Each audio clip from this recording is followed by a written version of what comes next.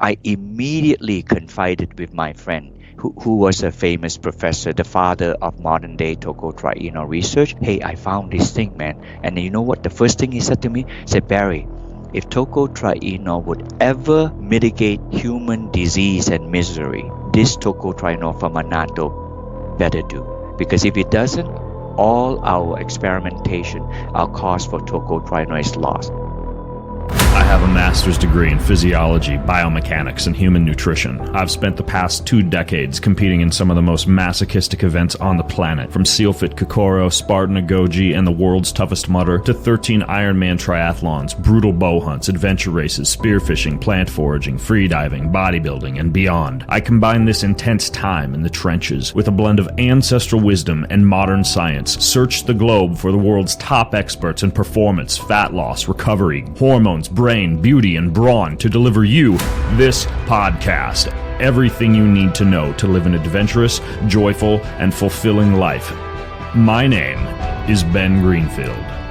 Enjoy the ride.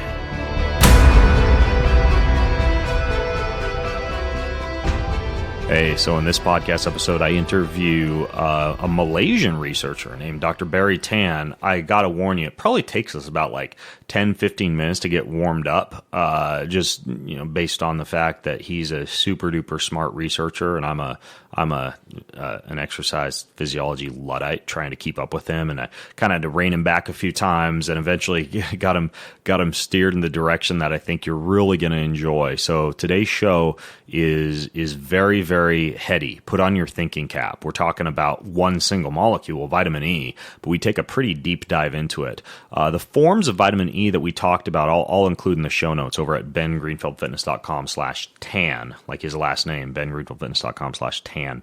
But anyways, get through the first 10, 15 minutes, and if you can make it past that, you can make it past anything. There'll be smoke coming out your ears.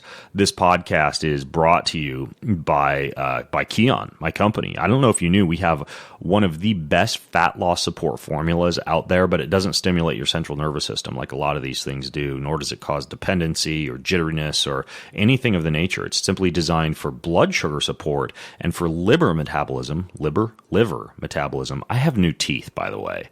I feel like I talk funny with my new teeth. I'm still getting used to them. I have a beautiful smile and an effed up radio voice now. Anyways, though, so I even feel like they whistle a little bit. Do they whistle? I feel like they whistle. So anyways, this stuff is called Kion Lean, and it's got bitter melon extract, which I've found to be just as effective as the diabetic drug metformin as far as controlling my postprandial blood glucose levels. And then it's got a kind of a liver cleansing type of compound in it called rock lotus extract. Those two put together, helping with your liver and helping with your blood sugar control, that's a fast track to fat loss and a very unique approach to fat loss. I now use this stuff before breakfast, lunch, and dinner, probably because I get a pretty good deal on it because I own the company. But you don't have to use it before breakfast, lunch, and dinner. Just use it before any meal where you have a lot of carbohydrates in the meal, and it will make a night and day difference in weight loss. So go to get 10% off, getkion.com, getkion.com, and you can use 10% discount code Greenfield to get, or I'm sorry, that's not the code. It's BGF10. You could try Greenfield, probably wouldn't work. Or maybe, I don't know, a little elf will pop out of your computer. Go to getkion.com and use code BGF10.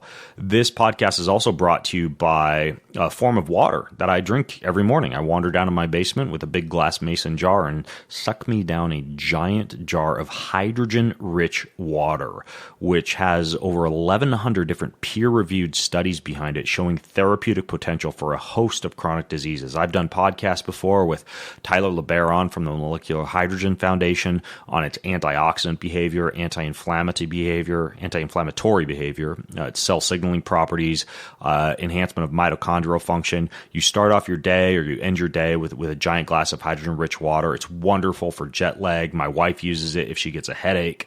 It's very, very cool when you can take water, bring it closer to nature, nature by enhancing the available hydrogen, and it's a very, very unique form of water. So I have one of these water units in my basement. Then I travel with the tablets, the hydrogen-rich water tablets. Trusii is the name of the company that makes the structure, or the water structure, like the hydrogen water structure that I get my water out of, and they also make the tablets.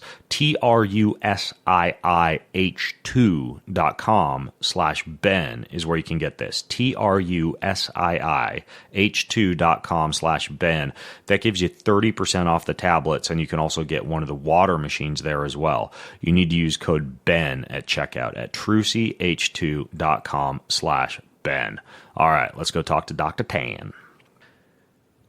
So I was at the recent A4M conference in Vegas, the American Academy of Anti-Aging Medicine, where there's all sorts of interesting cats running around. And one of the people that I ran into told me that I really needed to get this guy named Dr. Barry Tan on the show. And Barry is a scientist with a PhD in chemistry and biochemistry who has a particular fondness for vitamin E, which kind of sounds like a boring, non-sexy vitamin that we all know about as just a basic fat-soluble vitamin that should be included in our diet. But he actually is credited with discovering a molecule called tocotrienol from three major natural sources. Palm, which is from his native Malaysia, which is where Barry hails from, and then also rice, which he found at the invitation of the Prince of Thailand, and something called Annatto, which he found in Ecuador. And he has a very interesting story in terms of how he discovered the vitamin E in these particular compounds, and the research that spanned the past 20 years on some very interesting uses of vitamin E, and also a lot of myths about vitamin E and kind of the wrong way to use vitamin E, which is actually what most people are currently doing. He studied cardiovascular disease, metabolic syndrome, non-alcoholic fatty liver disease, osteopenia, osteoporosis, inflammation, and found ways to kind of work vitamin E into many of these equations to better results and to enhance health. The guy who I actually met at A4M, whose name is Jonathan Lazzotti, he designed, or he's the founder of a company called Designs for Health.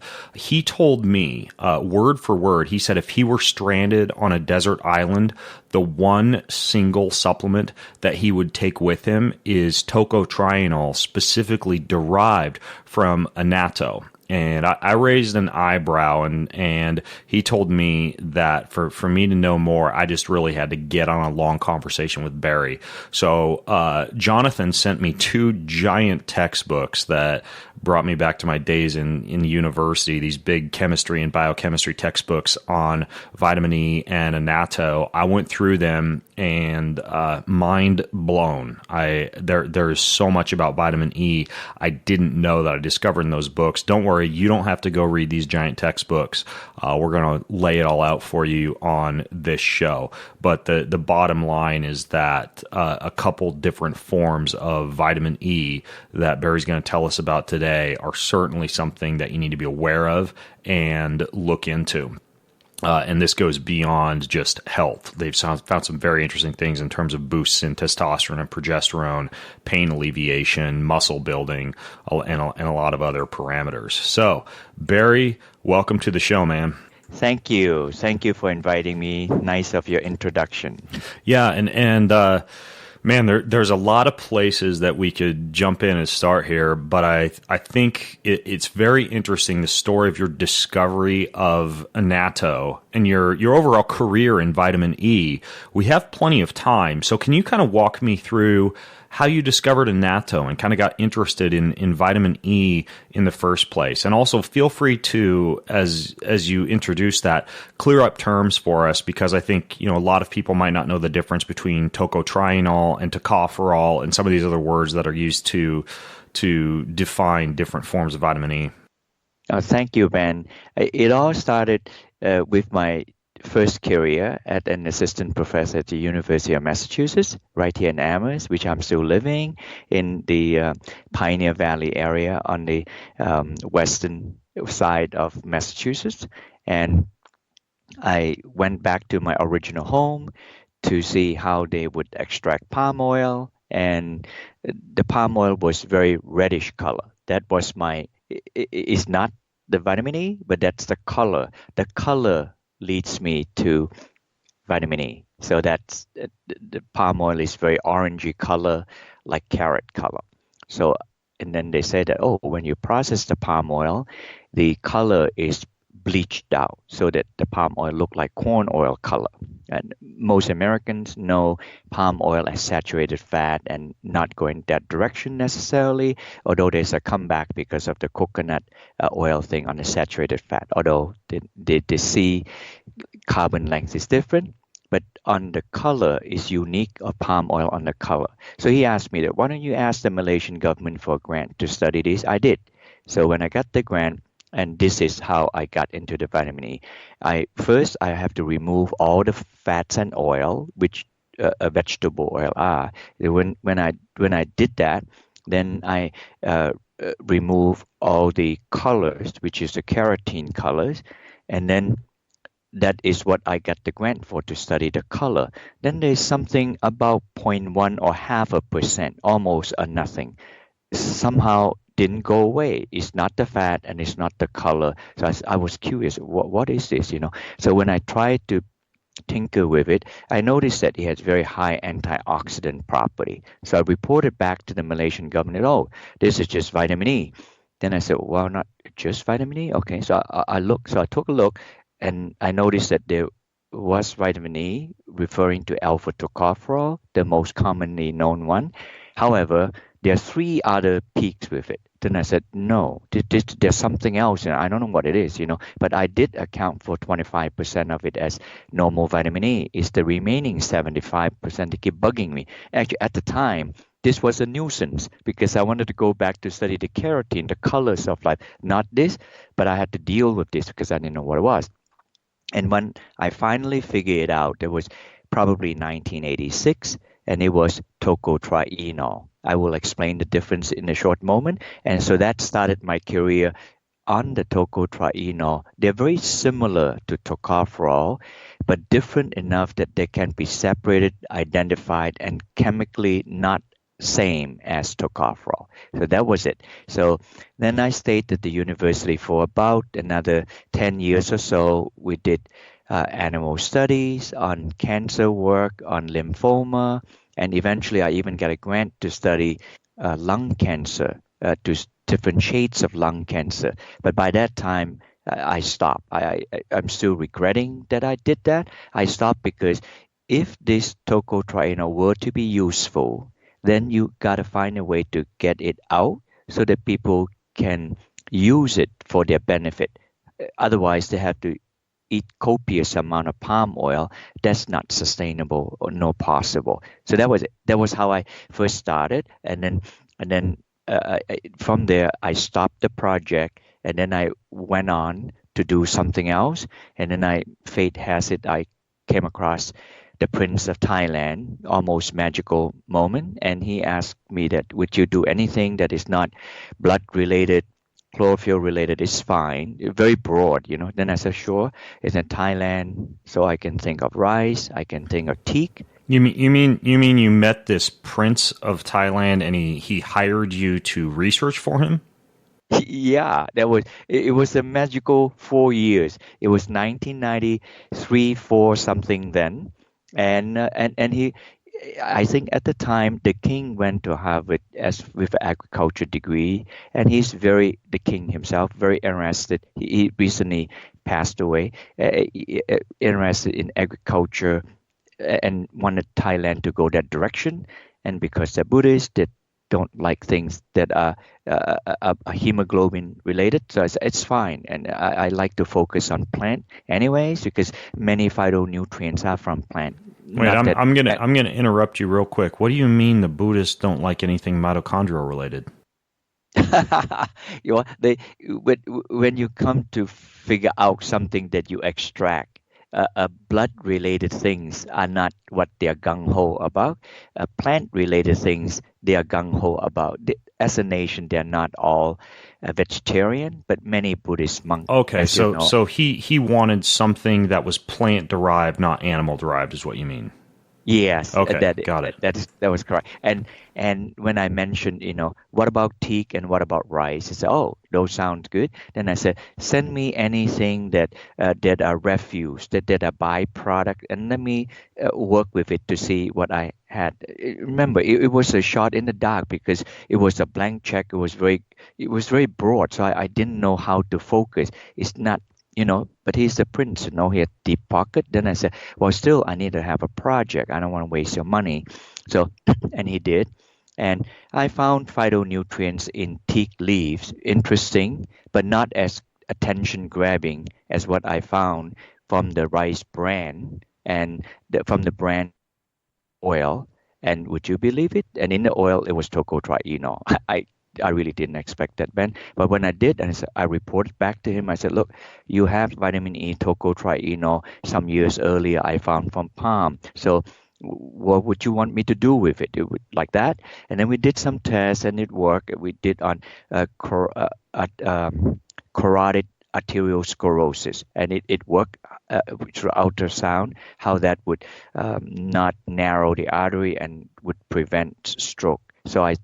But it was 1997. The Asian tiger fell economically, and he wants to back off from doing this kind of study. And life have those paths. So I said, it is your call. I'm trying to be the best scientist I could for you. So, and then the project, I said, can you help me to navigate the project? The project was given to Eastman Kodak, and Eastman Kodak sold rice tocotrienol for a while. And then after that, it was 1998.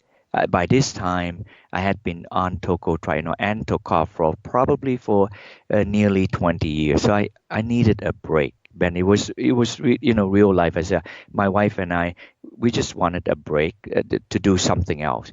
And and in the break, it was Johanna Seedon, and she was an ophthalmologist at the time at Harvard Medical School. And she said, it's common news now, she said that, on the back of the retina, if you want to prevent macular degeneration, then there's these two carotenoid, lutein and zeaxanthin. Everybody knows that now, but not then. It's 1994. Then I said, wait a minute. My first love is the color of life carotenoid. I like this. So I said, and then somebody told me that if you go to South America, it really is like that, man. If you go to South America, you have this giant marigold plant, like the size of a Chinese bao, the big bao like that. If you do it, Hmm. then you're going to find this marigold. And from the petal, you can extract the lutein and zeaxanthin. So we said, great, I'm going to go. So I took a flight there. And I found this. Someday I'm going to show you the picture of the giant marigold like that. Okay, so you've left Asia and now you're in South America, and I want to back up just a second before you get on to what you discovered in South America, because I think we should clear the air right now, just so people aren't too confused about vitamin E. Because from what I understand, and you can correct me if I'm wrong, vitamin E is actually made up of 8 different compounds. 4 of them are these compounds called tocopherols, and 4 of them are compounds called tocotrienols, and those all have different chemical structures. And what you find these days most often are, if you buy vitamin E or you buy a multivitamin or you buy a conventional supplement, they're very rich in tocopherols, especially alpha tocopherol. But those are different than these tocotrienols that you were kind of on the brink of being able to find. Am I on the right track here? You are on the right track. Thank you for backtracking, and some explanation here would be good, because if the consumer or myself go read in the news, in the last 10 to 15 years, everything of vitamin E is a blah at best, and at worst it may do some harm. That is Yeah. invariably referring to alpha tocopherol, and Okay. most of it has an alpha.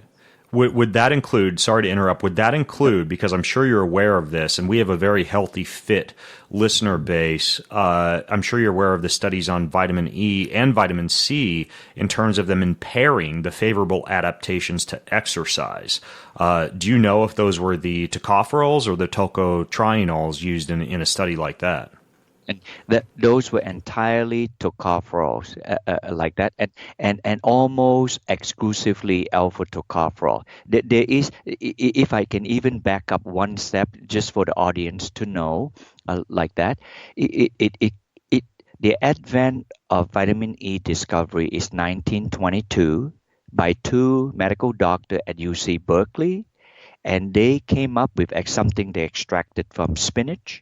And interestingly enough, because there's barely any oil in spinach, and somehow when they extract this gooey, oily material, is needed to bring the fetus to full term. That was, but when they found that, they found a component called X, and they just went to the alphabetical order, and the next discovery of the vitamin was E, and X become E, and that compound was alpha tocopherol. So alpha tocopherol became a vitamin because it was able to bring a fetus to full term. That's it. That was the exact. And then now in the years that follow, as a nation, we got into soybean extraction, and when we did that, there's a lot of scum and side material around, and then when they did that, they're able to extract the vitamin E from the distillate, they call it, and when they did, watch how the progression is. Most of the soybean oil distillate, they contain gamma and delta tocopherol. I may submit that that's even better, but at the time, the currency, I'm using this figuratively, the currency of vitamin E is entirely alpha tocopherol.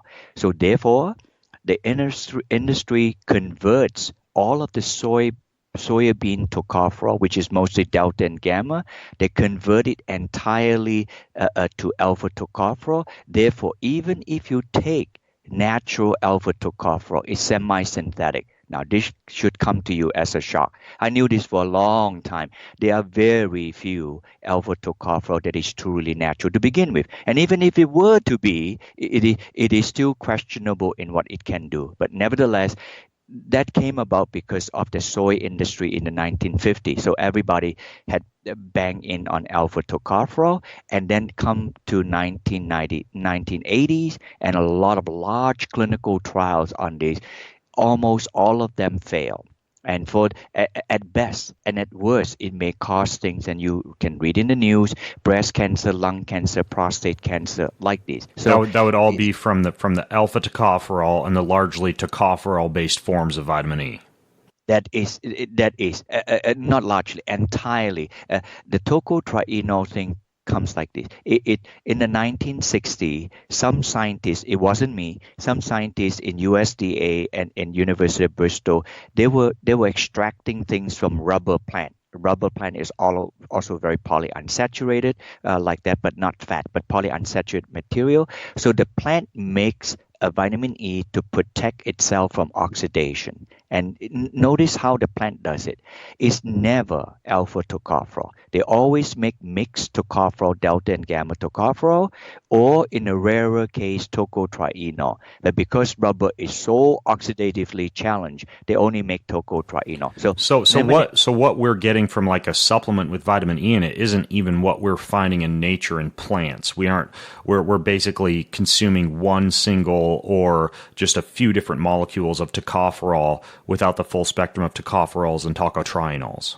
That is correct. And the reason, Ben, they're doing that is because this is during a time where the currency of vitamin E is international unit IU. Only this year, would you believe it?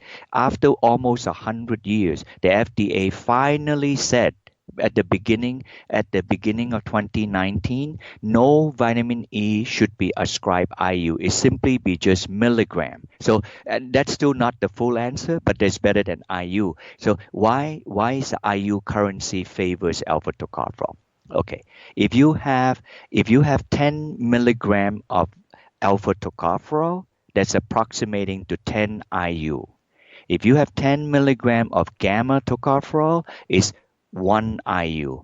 If you have 10 milligram of tocotrienol, 0 IU. So you can see the industry is pushing because of this IU currency. But anyway, and also why is that ridiculous? It's ridiculous because the international units for vitamin E was entirely for the reason to bring a fetus to full term. See, the whole thing has lost its meaning long time ago. If it is, then no men should be taking because we don't have fetuses. So the whole thing is a joke. So, but mostly the IU have been put there because we're pushing the idea that the more the IU is, the more antioxidant protection you get. See, there's already loss in translation, but finally the FDA say no, and that's the reason why the industry converts all the vitamin E into alpha tocopherol because they can use lesser amount and make more gain in selling the product, but pushing for alpha tocopherol. However, when they did the large trial funded by the NIH, they fail. Had they succeed, okay, there's something to be said, but they fail. But the thing that bugs me was in some of them, people have increased cancer and other problems. And other problems, while I'm at it, I might as well say this because we may not revisit this again. I really have problem with alpha tocopherol. I'm telling you. And Ben and your listeners out there, I will gladly send you all the published papers. I spent my whole life as a scientist. I'm really honest about this. Alpha tocopherol oxidizes LDL in large doses. In large doses means 400 IU, and mostly we think of alpha tocopherol as protecting the LDL, but this has been published by the American Heart Association. Furthermore, large amount of alpha tocopherol increase cholesterol synthesis, increase high blood pressure in adolescents, and possibly increase mortality and cancers, especially breast, prostate, and lung, and also can thin people's bone, osteoporosis as we go older, and blocks and lowers the chemo effectiveness of cancer who are taking chemo drugs. If you have this long list and they are growing long list, then there's a problem with alpha tocopherol. But before now, if go if I could interject real quick, and maybe this is a premature question, but already if people are starting to look at the label of their multi as they're listening to this, they're probably going to see alpha tocopherol or a form of it as the main ingredient in that multivitamin. Can you undo some of the damage by when you take a multivitamin that has that alpha tocopherol in it, taking a tocotrienol simultaneously? Yes, you could, but the first thing to undo alpha tocopherol is to stop taking alpha tocopherol supplement. I don't have problem with people who take nuts, vegetable, and then and meat or vegetable oil, and then to have the daily 100% RDA of vitamin E, which is referring to alpha tocopherol, about 15 milligram. That's fine. That's not going to do, and there will be normal oxidative protection. 15 milligram of supplementation in addition to what you're already getting from food? Or are you saying get those 15 milligrams from food? Get those 15 milligram from food. No supplementation of alpha tocopherol is necessary. It just from food will be fine. And even a bowl of cereal that you take every day, you see, it is already going to contain 20-30% RDA. There really is sufficient, with very few exceptions. Well, hello. I want to interrupt today's show to tell you about the wonderful, wonderful, wonderful Shroom coffee that lights up every single one of my mornings. I like to drink my own coffee, Kion coffee, but what I do, because I love to bastardize things, I take my coffee and I blend it with lion's mane and chaga from Four Sigmatic. And then when I'm traveling, I just grab the Four Sigmatic mushroom coffee packets and have those in my hotel room so I don't have to drink the little, what do you call those? The Keurig little instant coffee things. Those things are nasty. They're not great for you. They got a lot of chemicals in them. But so I just pull some hot water. I use the mushroom coffee. I often throw the lion's mane and the chaga into that too. Great way to start the day. That, and then I take 2 of their reishi mushroom packets before my afternoon nap, and I'm out like a light. So if you haven't yet tapped into the magic of mushrooms, not magical mushrooms, the magic of mushrooms, important difference, then you need to visit Four Sigmatic. So they're going to give you 15% discount on all orders placed from their website, and it's very simple. You just go to foursigmatic.com/Ben Greenfield. That's FOUR Sigmatic.com/Ben Greenfield. And the code that you can use there is just Ben Greenfield. That gives you 15% off everything that you can get from Four Sigmatic Foods. This podcast is also brought to you by Harry's, my favorite way to shave. So what Harry's has available for you right now is this wonderful trial set. It's got a weighted ergonomic handle, so shaving doesn't give you carpal tunnel syndrome, and it also just glides up and down your face very nicely. A 5-blade razor with a lubricating strip and a trimmer blade, their rich lathering shave gel, and their travel blade cover. And these things are very, very well designed. Harry's actually bought a world-class blade factory in Germany that's been making quality blades for over 95 years, but rather than selling you a $30 nice German razor, they cut out the middleman, they go straight to you, so you're able to get a razor at a very nice price with a 100% quality guarantee. If you don't love your shave, let them know. They give you a full refund, just like that. And you get a $13 value trial set that comes with everything you need for a close and comfortable shave. How do you do that? You go to harrys.com/Greenfield. That's HARRYS.com/Greenfield. Go over there, you redeem your offer, and it's very, very simple. You get that trial set, and you will have a face like a baby's butt in a good way. I wanted to answer your earlier question on the difference between tocopherol and tocotrienol. Structurally, chemically, as a chemist, the word trienol just means 3. En is double bond and like that. So a tocopherol, it looks like a sperm. It has a head, and the head has an OH group and hence an alcohol, and then have a tail. A tocopherol tail is entirely saturated. A tocotrienol tail has 3 double bonds, so it is not saturated. So if you look at it and you want to describe it and put your hands around, the head of a tocopherol is bigger, the head of a tocotrienol is smaller. And furthermore, the tail, because the double bond in the tocotrienol, the tail tends to be shorter. And so, okay, that's structurally, otherwise, they both look similar, they're antioxidant. Now, if you ask me functionally how this is, this one will be of interest. It took me a while to figure out a way to encapsulate this to explain to people. So if you allow me, I will do this talking about cells, cell walls, and the human body. Each person has about 38 trillion cells in a human body. I know this is a huge number. This 38 trillion cells per person approximate to 5,000 times the population of the world, which is staggering. So 5,000 times the population of the world is the amount of cells in every person. And then all cells must have cell walls, otherwise the constituent is not going to be kept. This is harking back to why Jonathan Lazard keeps saying that this is a desert island. It is super basic, and people forgot about this, And about 30 years ago, there was a University of Austrian professor. He went to study. He really wanted to go to the bottom of it. If the cell wall is phospholipid biomembrane, he wanted to know what exactly are the antioxidants in the cell wall and I'm really happy he did that, because today everybody mouths the word antioxidant. So it's become trite. But in my judgment, the antioxidant that we should mostly care about is lipid antioxidant. And why?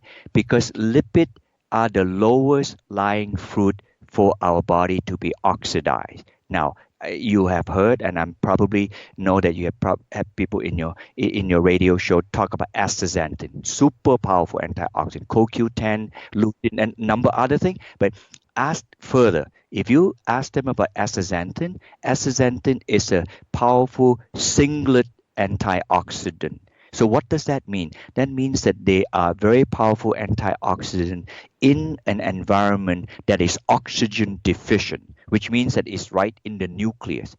But if if by the time my nucleus is challenged to be oxidized, I am in deep trouble. So I want mostly my phospholipid that surround my cell wall, that doing the propagating property so that the right nutrient goes in and toxin would not go in like that. So usually they're the fat, and the fat lines up all the phospholipid. That's it. So when this University of Austrian professor came back, he said that among the antioxidant, greater than 90% of all the antioxidant in the phospholipid in a cell or in lipoproteins are vitamin E molecule. Now that should grip everybody's attention. They just is. It's nothing else. And the remaining 10% or less, watch this.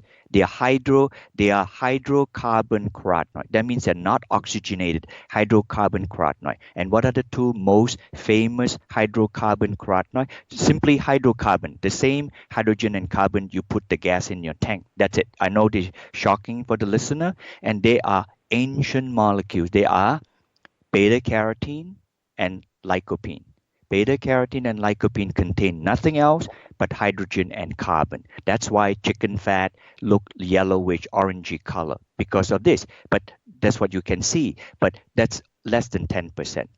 More than 90% is vitamin E molecule. So just let that sit for a while on the entire 38 trillion cells. Now, I'm taking a break. I move to another concept, right?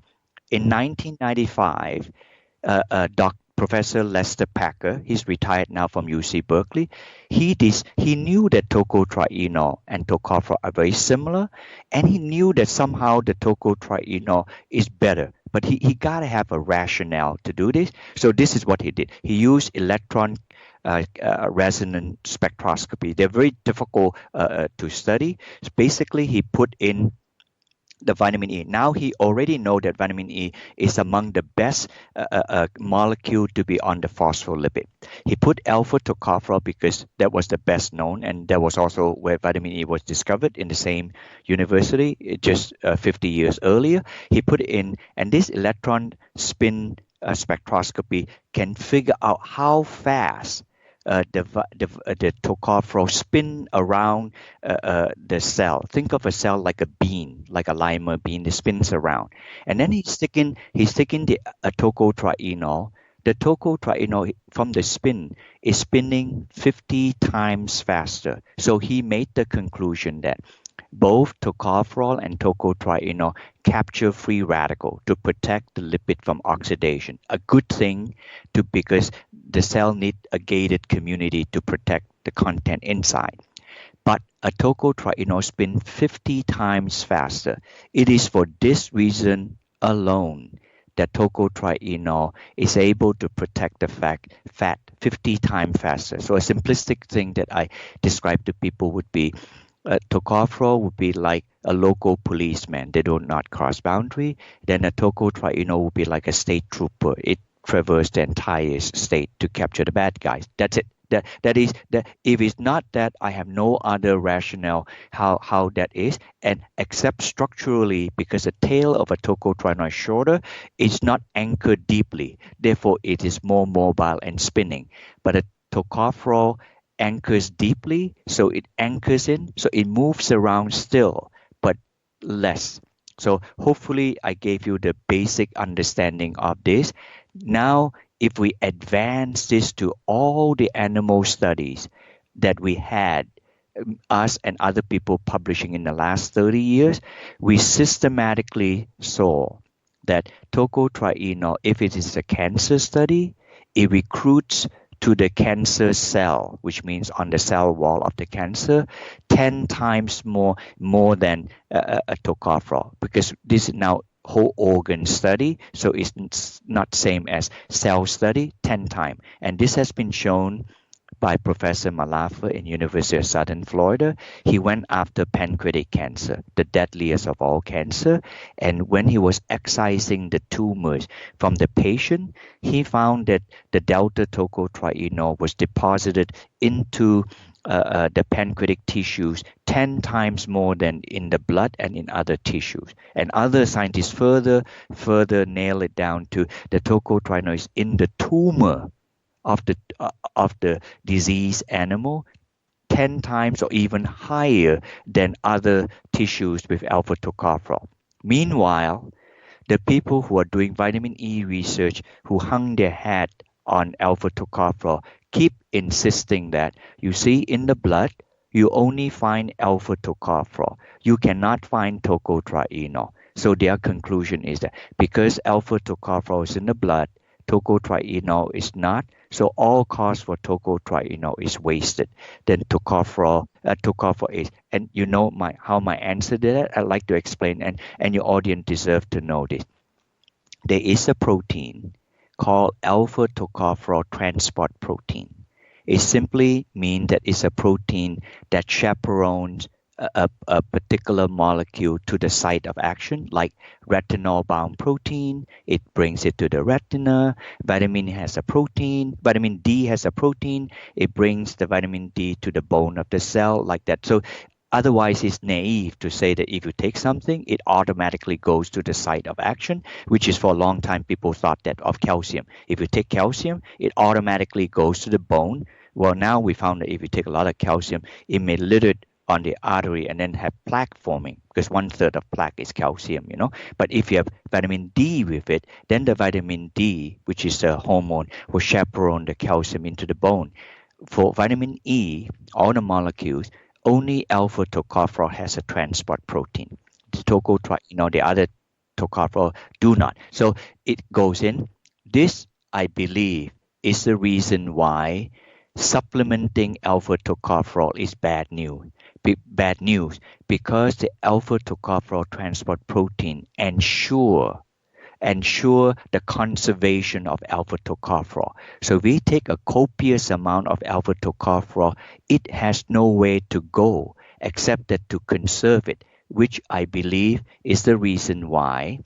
And this Professor Belks-Frye had published in American Heart Journal Association that when you take alpha tocopherol, you supplement it, it went and landed it on the LDL. Ordinarily, that's a good thing for antioxidant protection, but it landed so much and it become a pro-oxidant, and therefore that's a no because oxidized LDL is atherogenic. So I know I got carried away, but no, that makes sense. I think the big picture here that you're getting after, and my big takeaway from those textbooks I read that Jonathan from Designs for Health sent to me was that pretty much the scope of vitamin E's primary biological activity can be understood in the light of protecting fatty acids and the membrane qualities like the fluidity and the separation and the kind of the antioxidant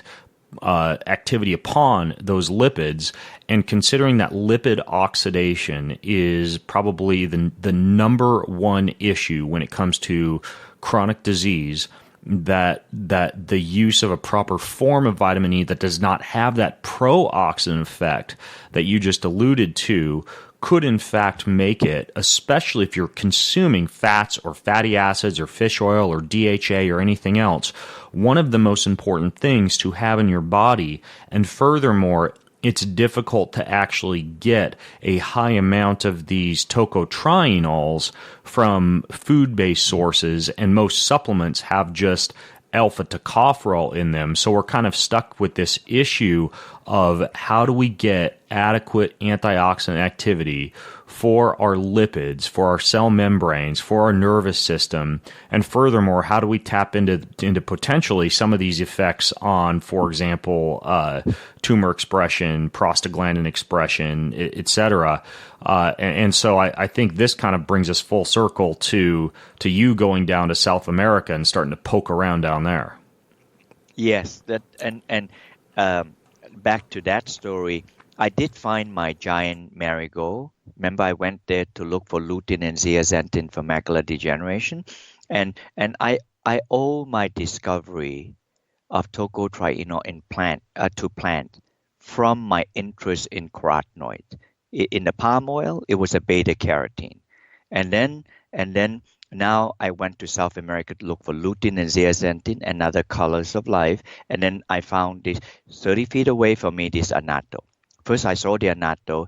It looked like the Asian. It looked on the outside like the Asian fruit rambutan. You can buy them in Whole Food like that. It's just the outside. But as soon as you crack open the pod, it does not have a flesh. It just have a stalk with about 20 to 30 seeds, and they're intensely red color. And the British have nicknamed this the lipstick plant, which probably the original convention why women lipstick were red color like that.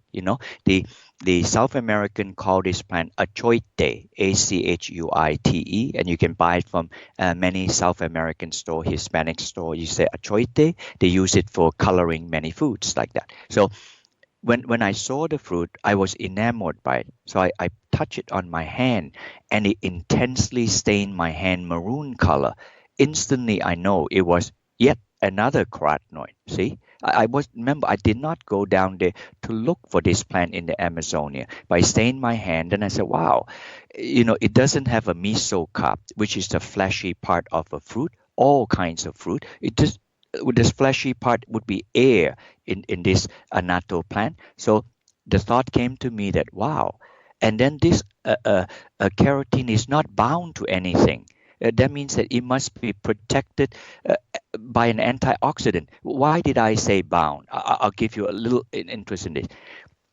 If you cook tomato sauce, lycopene, and if you cook carrot, you the lycopene and beta carotene don't decompose readily. Why? Because they were inside the cytoplasm of the plant. You cook it long time, then they'll come out. Another one. I live in New England. Many of you have come here to eat lobster. When you eat lobster, it's yucky green. Almost as soon as it get hit hot water, it turned brilliantly orange color. Why? Because because the astaxanthin in lobster deproteinate, and then the color comes out. So in other words, carotene in nature are protected by something because they're very unstable. The fall foliage, my goodness, you come to New England, right? 2 weeks of splendor because the chlorophyll comes off, hormonally they disappear, and the color comes up, and 2 weeks later everything turns brown. You see, carotenes are inherently unstable. However, when I saw on this annatto, hey, it is stable. The color sticks around for a long time. So intuitively, I thought there must be a powerful antioxidant that protects it.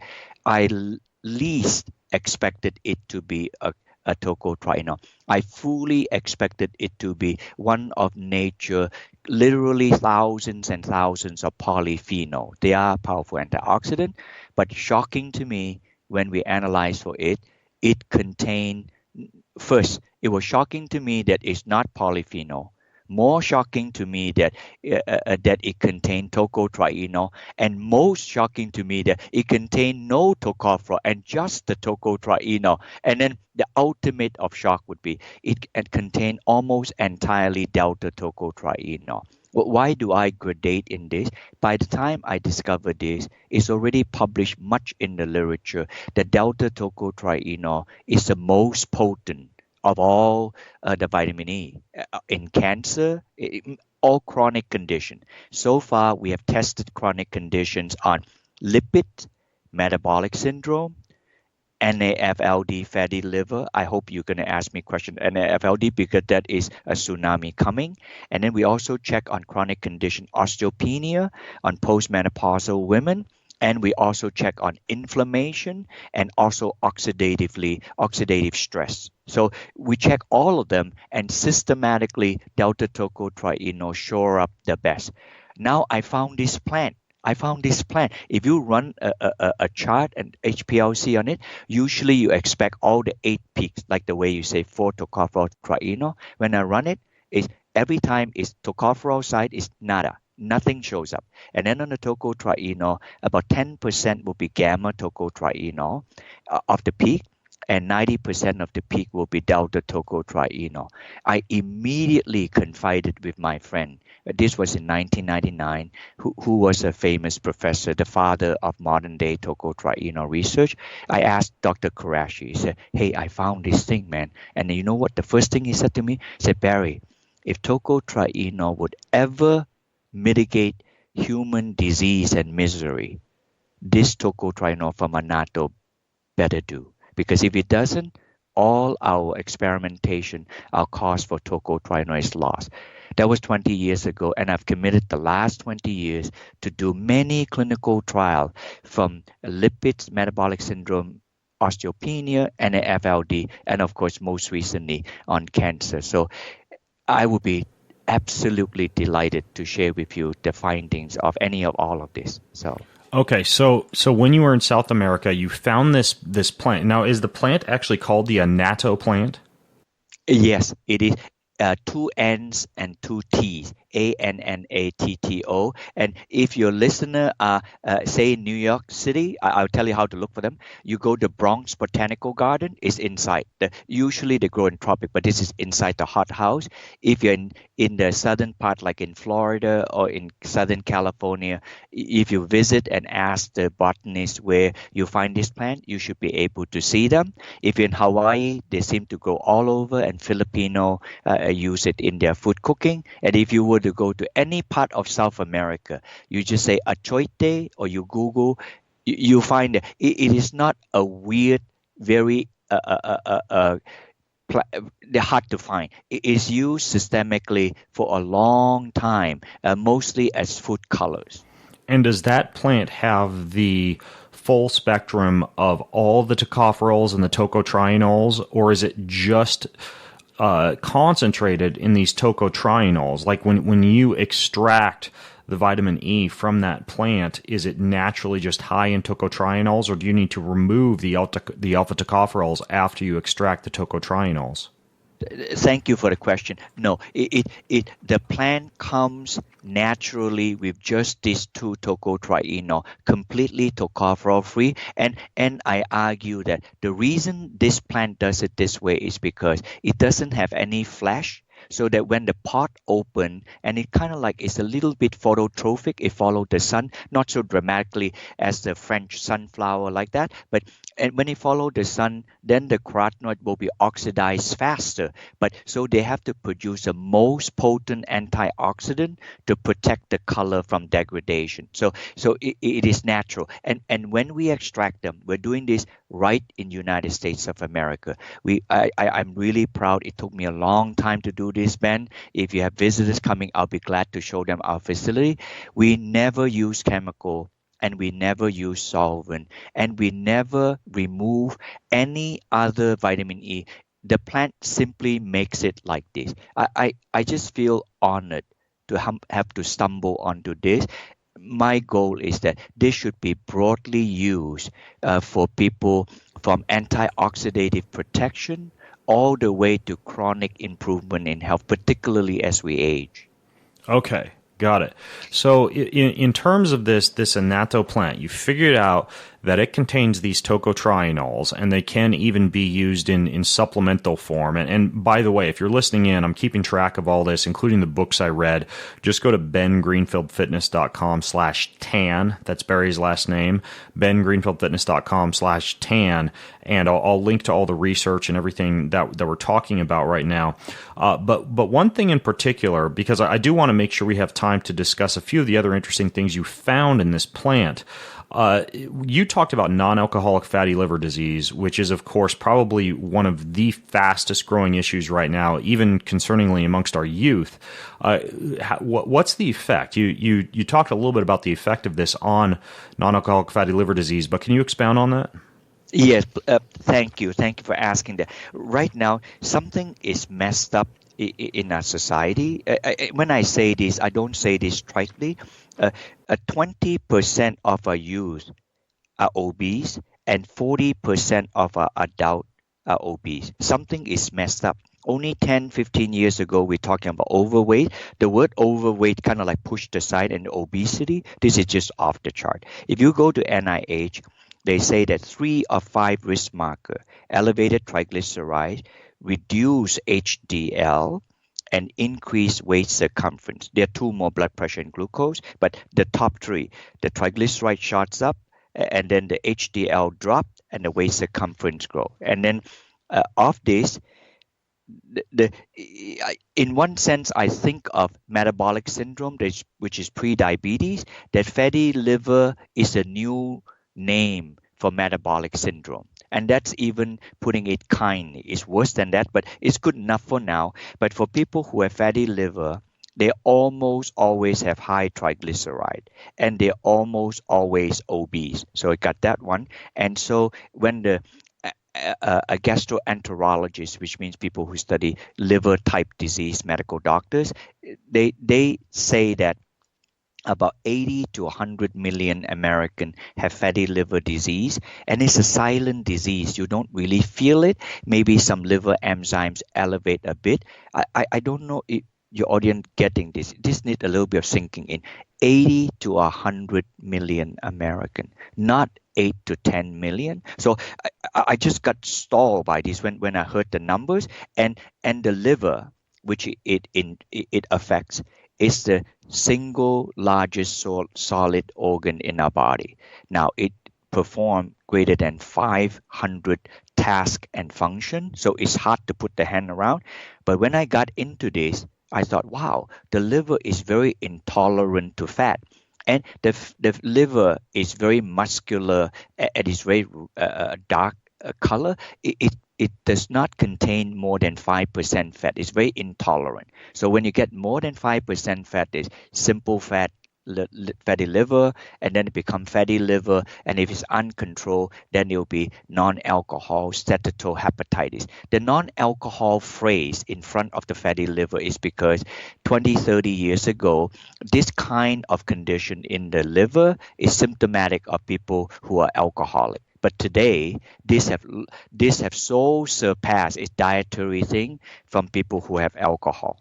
Now I'm leading to it on the study thing. This is what we did. We gave people 600 milligram. They take 300 milligram twice a day, and you take this with a meal. And Design for Health, Jonathan is going after this. So he's the only company currently they have 300 milligram to address this, and people with cancer on the 300. They take twice a day on this, like that. So they have 70 over patients, and then they're double-blind, placebo-controlled. So the best you can imagine study like that to be done. So they did it at beginning, 3 months after, and 6 months after. Okay, so now then I fractionate it further. I do it in this manner. How the patient themselves figure it out. So the patient themselves are stakeholders. At 3 months, they lost weight 10 pounds. At 6 months, they lost weight 17 pounds. Now, I'm not pushing tocotrienol as weight loss, but for people who are obese, this is very important to have weight loss. So they figure it out themselves. And the BMI lose 2 points. That is really big. If you measure your BMI, it lost 2 points, and the waist circumference drop about 3 centimeters. So that's an exceedingly good sign. Now, then okay, so that would be the stakeholder, the patient themselves. The stakeholder as a health professional, because they're taking care of the patient, they will take blood work. The 2 or 3 blood work that they always measure, that measure the stress to the liver, ALT and AST. If you look at all the NAFLD patients, they always want to control this too. If they keep going up, it's not good. The liver is going in the opposite direction. So when they gave them tocotrienol, at 3 months, they drop about 16%, and then at 6 months, they drop further to about 20%. A fantastically good direction. I'm just wildly happy with the result. I had nothing to do with it. I'm just putting the data together when it's published. And then they also measure a marker, GGT, a glutarate transaminase enzyme, another marker for cardiac problem, liver problem, and other problem. That also dropped about 8 to 10%. So, okay, that's that one. The third one, which is a stakeholder of the health professional also, this is a like slightly different direction. It had to go with the inflammation and oxidation. And so this one also from the blood test, they can find this out real easy. The C-reactive protein, which is clearly a measurement of inflammation. By the way, not as many people notice, the C-reactive protein is a protein made in the liver. It just show up in the blood and people measure in the blood. So in one sense, it's a measurement of the inflammation of the liver, this organ. So that dropped about 18% on the 3 months. And at 6 months, it dropped 24%, a great direction. And then MDA, which is a measurement for oxidized fat, which you mentioned that your listeners, many of them are exercise people. When they have serious serious respiration that have oxidation, but these are not that good. This one, they still study oxidized fat because they have serious inflammation. So the oxidation also dropped 14 and 22%. And then they measure interleukin-6, tumor necrosis factor. These are clearly molecularly bad stuff. They also drop about 20 to 25%. So that's all. So let me get you the last two stakeholders. Now we're not health professional anymore. So this one here on NAFLD, why the cardiologist care and why the endocrinologist care. The cardiologists look for the triglyceride. They want the triglyceride to drop, and it dropped 15%. And the HDL also, the HDL increase, which is very interesting. You want the HDL not to drop. Very hard to increase the HDL. To increase a little bit, and then finally, the endocrinologists. These are the people who really cares about the liver. So they look for the HOMA IR, which means it's a scale to study how their sugar are doing and the insulin are doing. So the insulin and glucose response improve 18%. And then the endocrinologist said that how is the liver score in the liver doing? So it's very specific. So this, in the 3 months, it dropped 11%. And in the 6 months, it dropped 16%. I know I'm giving you number, so it's not passionate here. So, Ben, I just want to communicate right now. There are no drug to address this horrible thing, and hopefully your audience is not confused. If you go buy supplement out there, they say liver support. Those are not the same thing. Like they use milk thistle. Those are referring to toxin you got in your body. This, of course, high fat is toxin, but this is beyond toxin. The entire fatty liver is choking the liver to death. So you got to fix the fatty liver. So that's what I meant by this. It's very interesting. You know, as I went through this textbook, there are some other things that I thought were quite interesting. The effects of tocotrienols on osteoporosis, especially in postmenopausal women. The very significant effect on skin health, and even its use as an effective adjuvant for antibiotic treatment against MRSA. When used, I believe this was topically, and then there were a few very interesting studies on cardiovascular health. Of course, the anti-inflammation that you already talked about. But what I think is kind of cool is that, you know, we discovered vitamin E as a component of things like lettuce and wheat germ back in the early 1900s. But then we have these ancient civilizations in South America, you know, like the Mayans and the Incans and the Aztecs, who use this annatto plant not just for the coloring purposes, which is kind of how you initially noticed it, but also for, you know, in folk medicine as a skin protectant and as a cardiotonic and as an anti-inflammatory and as an antibiotic. And so it's kind of cool that we're now tapping into a little bit more of an ancient form of vitamin E that seems to be far more efficacious and even less harmful than this alpha tocopherol that we're now using in a lot of our supplements. And furthermore, the other thing that I really wanted to make sure that I pick your brain about on this interview is the fact that you found something else aside from tocotrienol in this annatto plant. I believe it was called geraniol. And Jonathan, when I was talking with him, briefly filled me in on that. But can you talk to me about this other compound in addition to the tocotrienol, this GG that you found in the annatto plant? Thank you. Yes, this geranol, because it's a mouthful of a word. So GG, Geranol.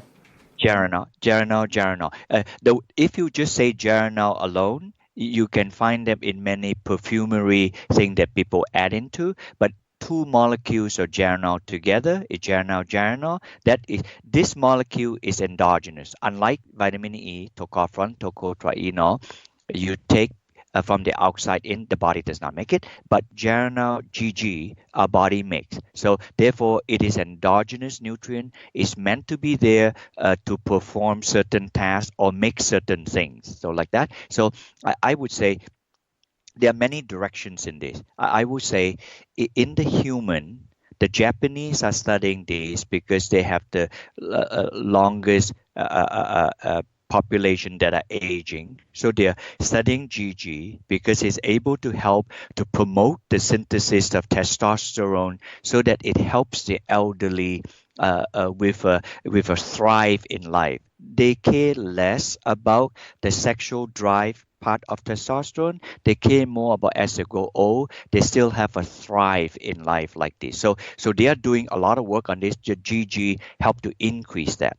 Now, in the plant kingdom, which we are not plants at all, but still as a matter of note, that all the carotenoid that you see from beta carotene, lutein, lycopene, astaxanthin, if there were no GG, there will be no colors in life. So GG is required for the synthesis of carotenoid. So this is really the great grandfather of many compounds, both in the animal, like in human, as well as in the plant.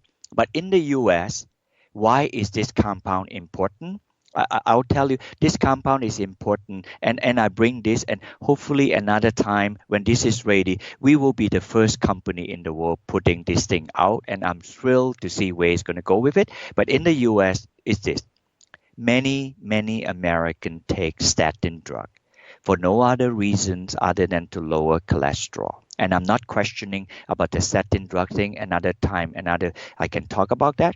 But when you take statin drug, I call statin drug an indiscriminate cholesterol reducer. That means to say, if you hit the synthesis of an enzyme in exit 5, like Highway 95 in the eastern United States, somewhere cholesterol reduction is exit 150, almost in Florida.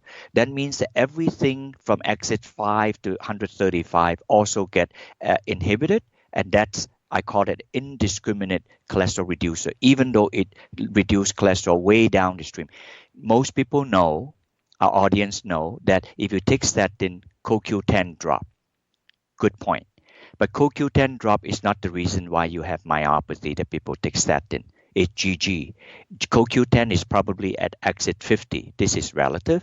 And GG synthesis is at exit about 20 before. In fact, the GG molecule is inside CoQ10. So therefore, GG is a prerequisite requirement for the synthesis of CoQ10. And we saw this. We did it in cell line study, and we have a human trial that if you take GG, it endogenously increase CoQ10, endogenously, Ben, not taking CoQ10. So we know that this is something very basic to the human body like that. But because people take so much statin and have myopathy, so this is what I'm saying, that if people need to manage a lipid, first is exercise and diet. If it couldn't, then they should take tocotrienol. And if they still couldn't, probably they will take statin because the doctor asked them to do that. If they take statin, then the next action would be to take GG with statin because GG at least would be able to mitigate the That's very global interesting. myopathy. Yeah, So that would be and this what. this GG, this Geranol, this is not something that's currently on the market. This is something that's in development.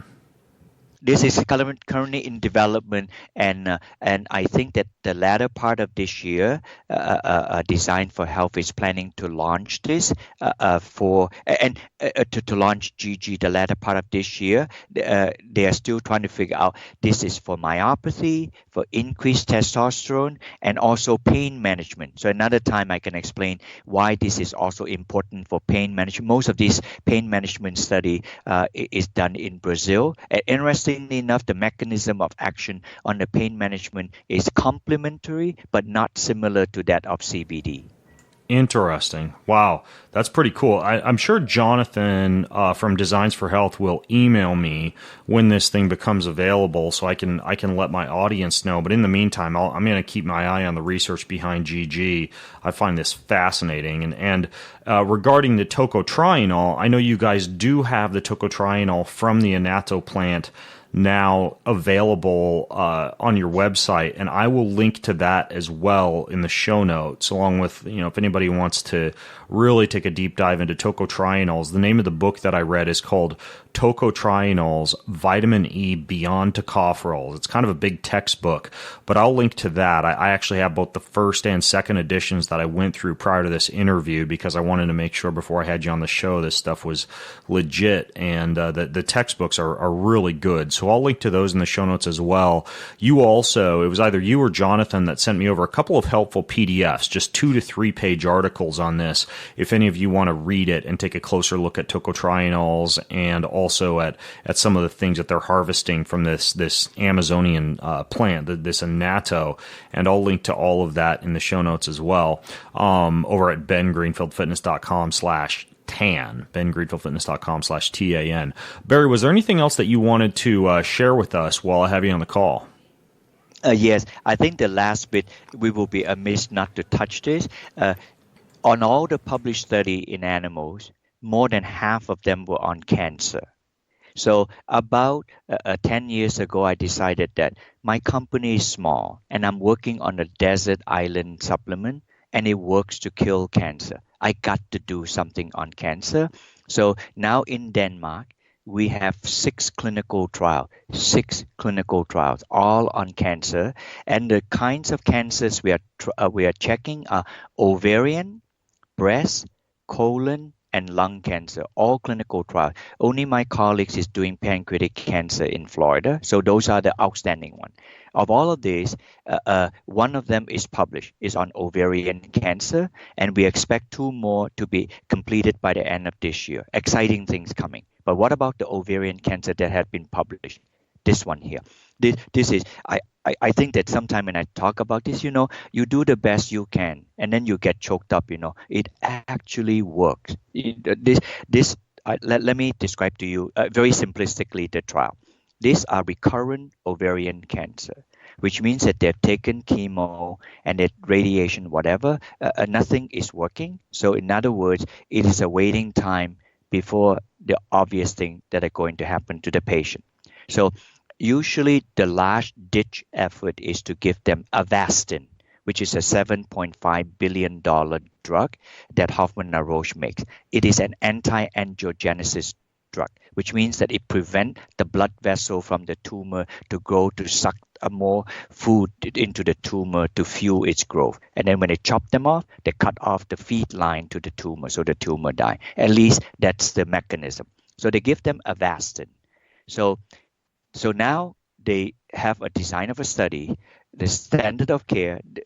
Remember, the curve that they're looking for is called Kaplan-Meier's curve. Survival y-axis, and the x-axis is number of months. Not a pretty curve, but that is the curve that they're looking for. So they have one group that take Avastin, they inject into the body, and then the other group they give Avastin plus tocotrienol. The tocotrienol is given 900 milligram, 300 milligram pill for breakfast, lunch, and dinner. 900. That's it. So I described the study to you. So on the one that were, and then when it's finished, they measure 2 things: progression-free survival and overall survival. Progression-free survival simply means that if they're given treatment, they wanted to see how long they can live with the treatment. On those that are on Avastin, 6 months. On those that are on Avastin and tocotrienol, 10.6 months. So it's nearly double. For overall survival, the first one was overall survival. The second one is progression-free survival is three months compared to 7 months. So therefore, the survival has been increased double. So now, when I say this, I know it's just only numbers like that. I don't know of any nutritional supplement ever been subject to such kind of scrutiny. And if this tocotrienol were to be a drug, it would be all over the news. It just published quietly away. We put out a couple of press releases, but my goal has always been the same. If it helped people's life and overall survival, this deserves to be told. And Ben, thank you for allowing me to do this. The authors themselves said an overall decrease, overall disease control of 70% is high, and 25% of the patients are still alive after 24 months. The other one on Avastin, remember, is a $7.5 billion drug. After 12 months, they all pass away. And those that added tocotrienol, 25% still survive. So they are very positive with this. So they say a prolonged lifespan can be reached without negative influence on the quality of life. So I'm just thrilled to do this. So this is the first. The next one will be breast cancer. They expect that to be completed towards the end of this year. Very interesting. If you have access to those studies too, I can completely add those to the show notes if people want to take a deeper dive into those. Unfortunately, that happens quite a bit with a lot of these natural alternatives because they're non-monetizable and frankly difficult to get FDA approval based on the need for a lot of good, robust clinical research on them. And I know it's a whole political debate we don't have time to get into, but my ears always perk up whenever I find something because I've interviewed a lot of people on cancer and have kind of a database of cancer podcasts and past shows that I've done that I would definitely access heavily if I ever had cancer. Everything from ketogenic diets to a lot of different supplemental approaches, and deuterium depleted water, and kind of a multimodal approach, NK killer cell injections. There's a lot out there, but this would be an interesting one to add into the equation. So I'm going to note that, and if you have those research studies, send them over, and I'll add those to the show notes as well. And also, folks, I know this was a little bit of a deep dive into the chemistry of vitamin E, but if you have questions or thoughts or feedback for Barry Tan or myself, you can go to bengreenfieldfitness.com/tan and leave your comments over there, and one of us will jump in and reply. But in the meantime, if you do want to begin supplementing with tocotrienols, it's something I'm probably going to add into the mix. Myself, admittedly, the multivitamin that I take has about 13 milligrams of tocopherols in it, so I'll need to separate that from my tocopherol consumption because it will, from what I understand, be competed for in terms of absorption by the tocopherols, and hopefully I'll find a good solution at some point for something that uses a tocotrienol rather than a tocopherol, and will be. I'll probably pass this information on to the company that makes the multivitamin that I use to see if they might want to make a switch from tocopherols to tocotrienols based on what you filled me in on. But in the meantime, a lot of stuff to think about here, and my mind was sufficiently blown by those textbooks, and I really wanted to get you on to talk to folks about this. So thanks for coming on the show, Barry, and sharing all this stuff with us, and for the research that you do. Thank you so much, Ben, and thank you for your patient listeners out there listening on. Appreciate this. Yes. All right, folks. Show notes are at bengreenfieldfitness.com/tan. Until next time, I'm Ben Greenfield and Dr. Barry Tan, signing out from bengreenfieldfitness.com. Have an amazing week. Well, thanks for listening to today's show. You can grab all the show notes, the resources, pretty much everything that I mentioned over at bengreenfieldfitness.com, along with plenty of other goodies from me, including the highly helpful Ben recommends page, which is a list of pretty much everything that I've ever recommended for hormones, sleep, digestion, fat loss, performance, and plenty more. Please also know that all the links, all the promo codes that I mentioned during this and every episode help to make this podcast happen and to generate income that enables me to keep bringing you this content every single week. So when you listen in, be sure to use the links in the show notes, use the promo codes that I generate, because that helps to float this thing and keep it coming to you each and every week.